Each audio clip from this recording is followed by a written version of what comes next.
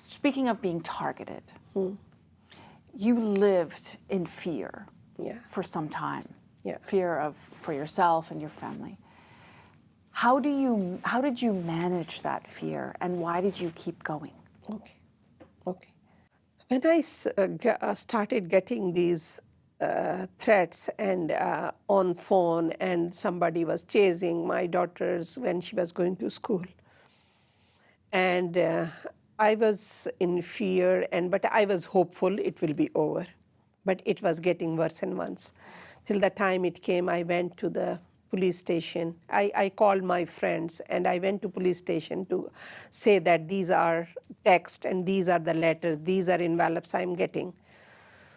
When I was out of that police station, all over media, national and international, there was a breaking news that human rights activist Rehana Hashmi is targeted and threatened by Taliban. I didn't use name of anyone. I said, these are the numbers, these are the text, these are the cars which are following me, and these are. So that was media played. Instead of giving protection, I was exposed to more danger. And when this was broadcast, I called my very close friends. They didn't receive my call. I wanted to go to someone to give me some protection. I sent my daughter to her friends, and I wanted to go to, and whosoever I was calling, they were not receiving my calls. So I understand their position. They didn't want it to put themselves in the way. And I was lucky, and meanwhile I found that this Women Peacemaker program, where I wanted to I was quite sure I will not be alive anymore because of these all threats. And the government, when I went to this police station, they said, it's hard for us to protect you, you have to protect yourself. They said, we can give you 2 policemen. I said, that guard killed governor, who was guard and who killed. So they said, we cannot guarantee. So I went there, and since 2012-13, I was living out of suitcase, I sent my son to Canada, daughter went afterwards, she managed to go to UK, and my husband went. So we were 4 persons family were in the different places. So it was 2017 finally when we came to Canada, and since then at least we are living here.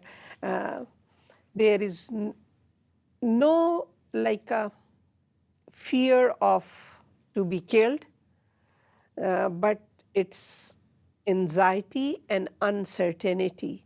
And whenever I see, it is like fish without water, like a human rights defender when we don't do.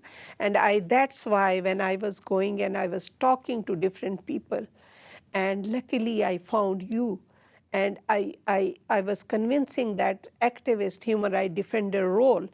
We want to work, we want to continue, but we want a place where we can take a refuge for a few months, a semester or 2, to come and being in a university or in an institute, it will help students and to reach out to a broader audience.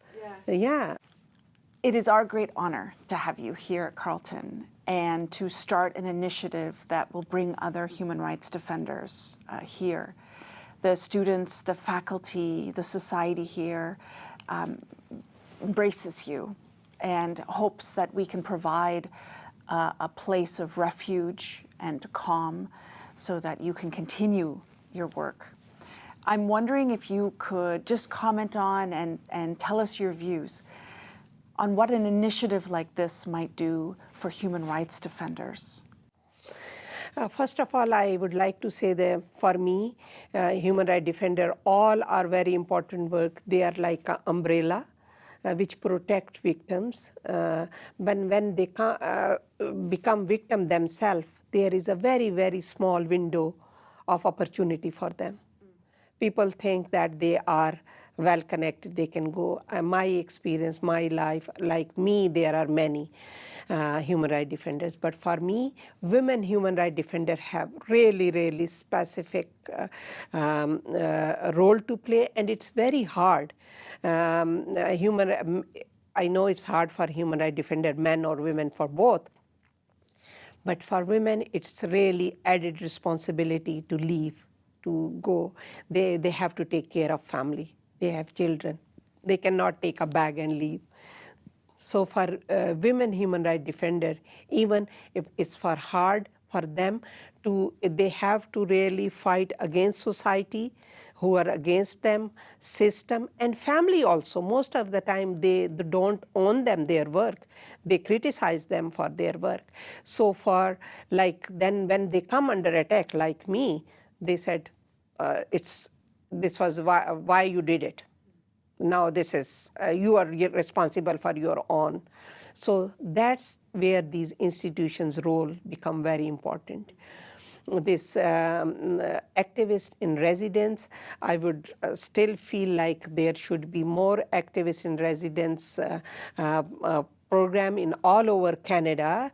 Carleton, I'm thankful to Carleton who initiated, and you were the one who really motivated, and we launched this program at Carleton. This will provide, not only provide refuge, or we will re-energize, we will come and we will have that calm place to think it over and go back with the positive energy, with more more equipped with the knowledge, and we will gain strength from the all academia around us, and we will give to students and academia our knowledge, what we have learned, because there are many speaker series, you invite people.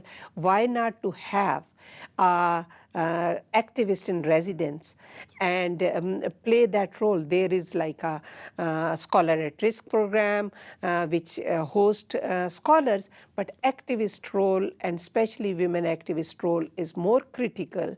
And for me, this position is giving me a strength on one side and opportunity to play a role of a ladder. Always it's hard to have foundation, but now we have this foundation. Is almost, if there is a foundation, it's easy to build a building on it. So I am thinking Carleton has provided that foundation, and we want to have this program institutionalized so all other activists can come, not only to get benefit or get shelter, to also contribute to the students, contribute to the faculty. So it is a gain-gain situation. It's not gain for human rights defenders, women human rights defenders, also for faculty and to students. And I request universities all around Canada to have this AiR program, Activist in Residence, so it will give fresh air to us and also to the students, so they can get benefit out of this program. Rehana Hashmi, I look forward to building it with you. Thank you very much. Thank you. Thank you very much. Thank you.